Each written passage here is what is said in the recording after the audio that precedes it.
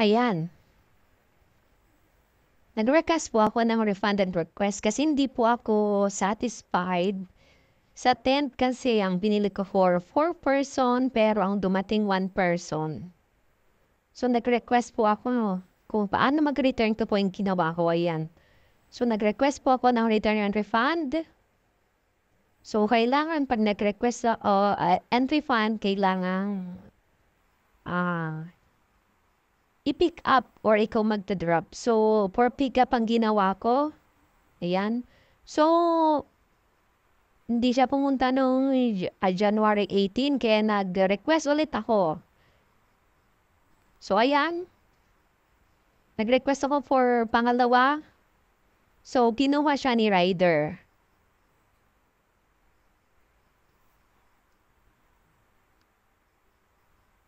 So, kailangan pala, pag nag-refund and return ka, kailangan mo ni-update si Shopee Pay mo.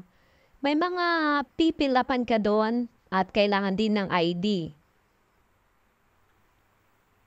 May mga information siyang hingiin para yung Shopee Pay doon nila ilalagay yung iyong refund, yung isesend nilang money. So, nag-request ako ng 1920 pinick up yung kinuha ko. So, kailangan pilapan reason bakit ibabalik mo. So, ang reason ko kasi maliit siya. So, ayan po siya. Ayan na si Shopee Pay. Kailangan mong i-activate yung Shopee Pay. Para pag nag-send sila ng refund mo, kailangan doon isi-send ni Shopee sa Shopee Pay. So, ayan. Kailangan mo rin pag nag-text or tumawag yung magpipick up, dapat makita mo kasi pag hindi, request again.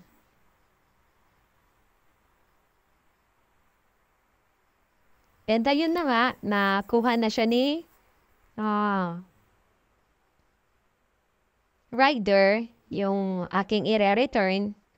So, pinicture niya rin siya kasi may QR code na galing sa refund and return ni Shopee.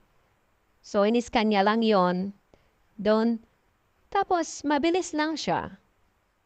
Ayan yung refund and return ko. Oh. So, nasa mga term na siya. Sabi niya dito, your refund and return, refund amount, 45 working days. Grabe, 45 working days. Pero, grabe, mabilis lang pala siya. O, pumasok siya agad. Pagka punta ng mga term, ayan. Thank you.